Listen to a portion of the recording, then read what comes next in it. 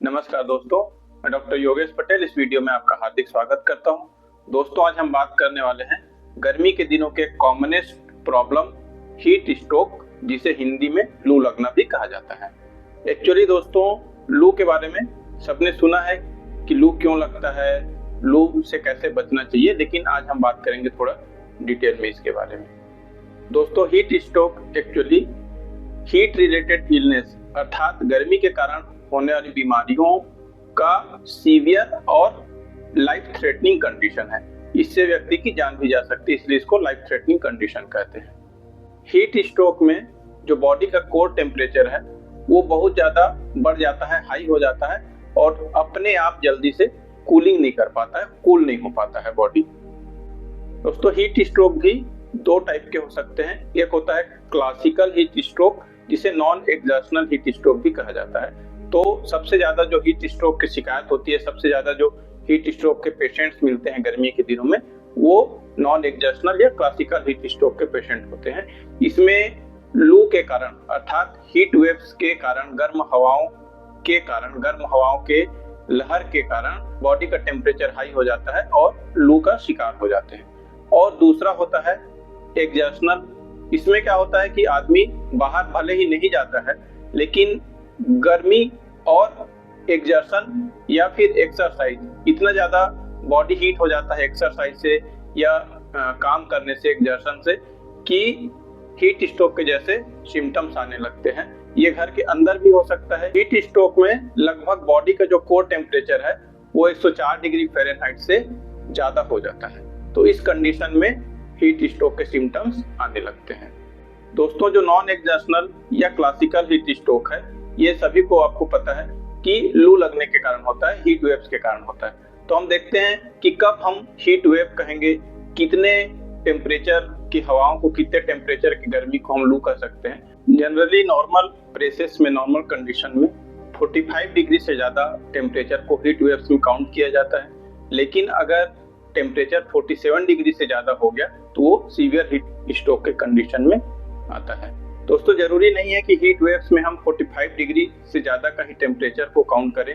कई ऐसे क्षेत्र होते हैं, कई ऐसे एरिया होते हैं, हिली एरिया होते हैं, जहाँ का टेम्परेचर नॉर्मली बहुत कम होता है। इस तरह के जो एरिया है, इस तरह के जो प्लेसेस हैं, वहाँ उनका जो एवरेज टेम्परेचर है, एवरेज टेम्परेचर से अगर 4.5 से 6.5 डिग्री के बीच में अगर टेम्परेचर बढ़ जाता है नॉर्मल टेम्परेचर से, तो वो भी हीट वेव्स के कंडीशन में या हीट वेव्स के एरिया में, हीट वेव्स में माना जाता है। हीट वेव्स में हाईएस्ट के साथ साथ जो लोएस्ट टेम्परेचर है उसका भी बहुत इंपॉर्टेंस है, क्योंकि अगर टेम्परेचर हाई होता है तो बॉडी का टेम्परेचर भी बढ़ता है, और अगर टेम्परेचर लो होता है तो बॉडी कितना कूल हो पाता है, इस चीज को देखने के लिए लोएस्ट टेम्परेचर की भी बहुत इंपॉर्टेंस है।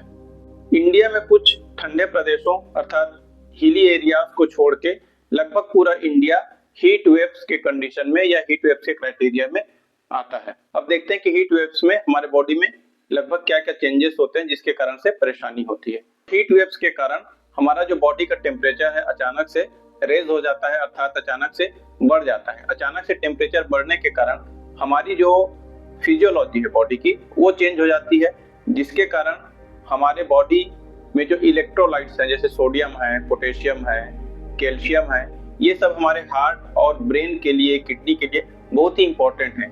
इनके डिसबैलेंस के कारण हमारा हार्ट, किडनी, ब्रेन सारे के सारे इफेक्ट होते हैं।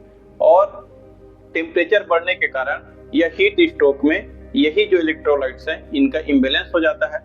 इम्बैलेंस होने के कारण ब्रेन प्रॉपर काम नहीं कर पाता है, हार्ट प्रॉपर काम नहीं कर पाता है, जिससे कार्डियक आउटपुट कम होता है, अर्थात ब्लड सप्लाई कम हो जाता है। तो इन्हीं सब चेंजेस के कारण जो लाइफ थ्रेटनिंग कंडीशन है वो आती है, क्योंकि अधिकतर जितने भी ऑर्गन्स हैं वो डैमेज हो जाते हैं, और डैमेज होने के कारण लाइफ थ्रेटनिंग कंडीशन आ सकती है।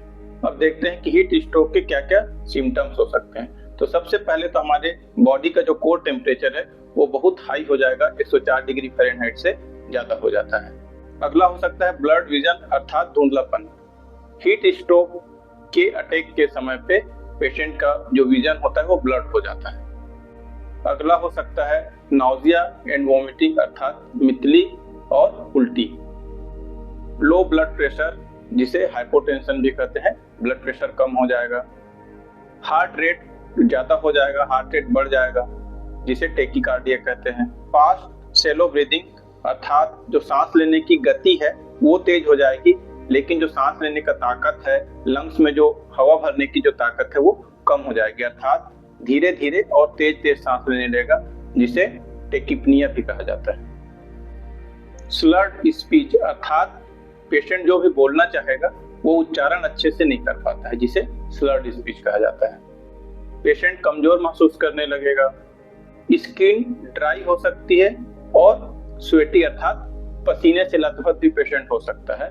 तो जो क्लासिकल हीट स्ट्रोक है उसमें स्किन ड्राई होगी, और जो एक्जर्शनल हीट स्ट्रोक है अर्थात जो एक्जर्शन के कारण हीट स्ट्रोक का कंडीशन बनता है उसमें पसीने से तरबतर रहता है पेशेंट में कंफ्यूजन की स्थिति रहती है। कई बार पेशेंट डिलेरियम अर्थात बड़बड़ाने लगता है, पेशेंट को चक्कर आने लगता है, पेशेंट बेहोश हो सकता है और कई बार पेशेंट को झटके भी आने लगते हैं। इसके अलावा अगर पेशेंट हाई टेम्परेचर में कंटिन्यू रहता है, बॉडी का टेम्परेचर को ठंडा नहीं कर पाते हैं या कूल नहीं हो पाता है, तो पेशेंट लाइफ थ्रेटनिंग कंडीशन में चला जाता है, अर्थात पेशेंट की डेथ भी हो सकती है।